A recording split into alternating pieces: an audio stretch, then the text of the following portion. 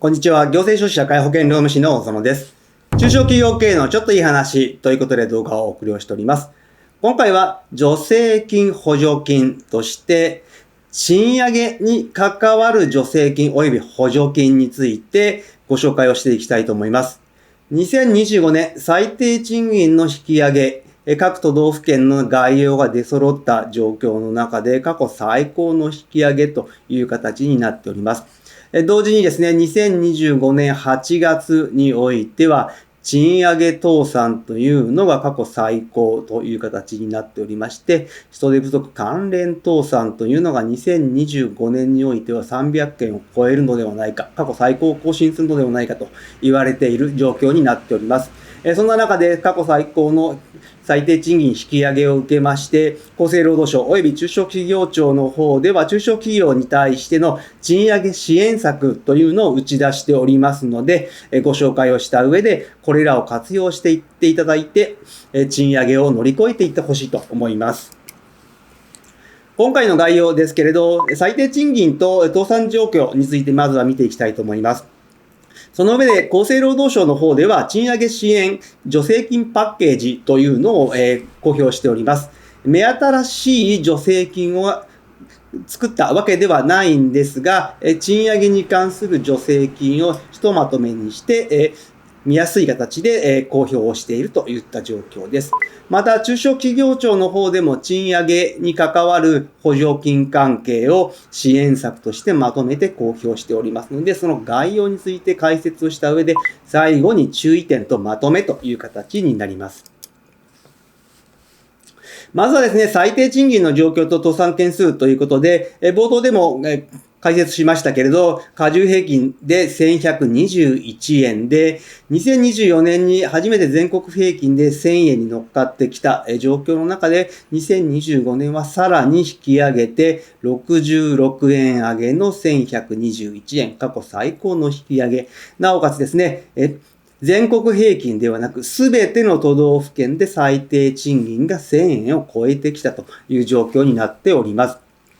また2025年8月で見てみますと、もう人件費の高騰による倒産というのが前年同月比較で 2.7 倍になって過去最多という状況になっております。もちろんですね、人手不足関連倒産自体も増えているという状況で、前年同月比で 37.5%。このペースでいくと2024年の292件を大幅に超えて300件を超えてくるという予想も出てきております。この中でもですね、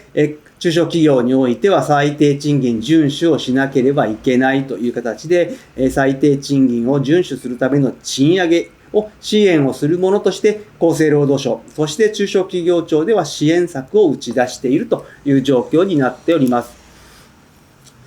厚生労働省の方では賃上げ支援助成金パッケージとしてパンフレットを公表しております。生産性向上、設備や人への投資、そして非正規雇用労働者への処遇改善、より高い処遇への労働移動を通じて、労働市場全体の賃上げを支援するものという形になっておりまして、区分としては生産性向上、処遇改善、労働移動という形になっております。いずれもですね、以前動画では全てご紹介をしている内容ではありますけれど、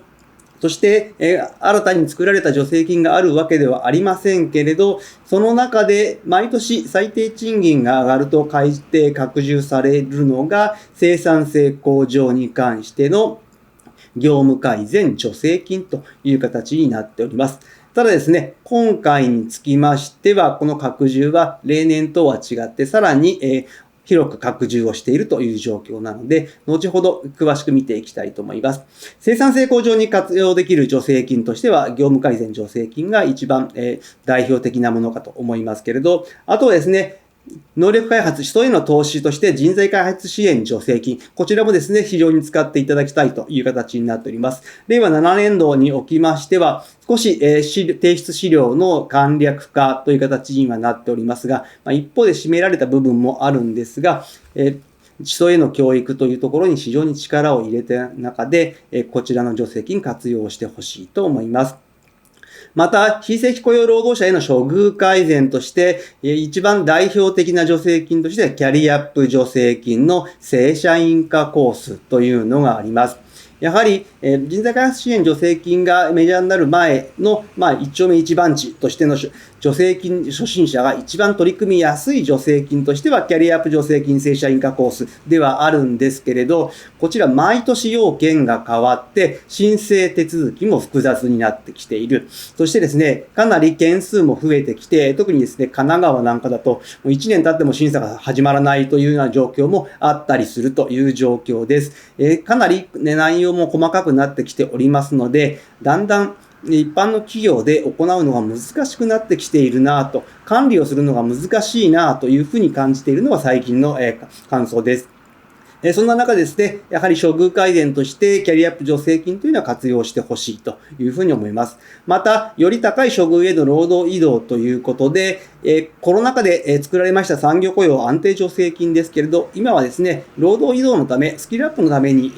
使われる助成金として生まれ変わっておりまして、スキルアップ支援コースというのがあります。こちらも別の動画でご紹介はしておりますけれど、参考にしてほしいと思います。ではですね、今回、賃上げ支援助成金パッケージとして公表された、業務改善助成金の拡充について少し見ていきたいと思います。業務改善助成金、最低賃金の引き上げが公表されるのに合わせまして、令和7年9月の5日に拡充が公表されております。ただですね、この拡充の発表がある前から、この業務改善助成金申請件数が非常に増えてきているという状況で、審査もとても時間がかかっているといった状況になります。また、予算の関係で早期に締め切る可能性もあるという注意喚起もされておりますので、業務改善助成金検討されている事業者さんはですね、早めに申請をした方が良いかと思います。では、9月5日に公表されました拡充の内容について見ていきたいと思いますけれど、拡充された内容は大きく2つになってきます。対象事業場の拡大と申請手続きの緩和という形になっております。まずは、この業務改善助成金申請ができる対象事業場なんですが、従来は事業場内の最低賃金が地域別最低賃金との差で50円以内と決まっていたんですが、こちらに関しては9月5日以降は、地域別最低賃金未満であれば対象事業場として認めるという形になりまして、対象範囲が拡大をしております。また、申請にあたっては、事前に計画申請出さなければいけなくて、賃金の引き上げ後に申請をするのは不可という状況でしたけれど、今回の最低賃金の引き上げを受けまして、今回の発表があった9月の5日以降、そして最低賃金の改定日の前日までに賃金の引き上げを実施をしている場合は、計画の事前届で提出が省略可能という形になっております。事前届で必要ありませんけれど、制限が設けられているので、すべて今後は提出が不要になるというわけではないので注意が必要です。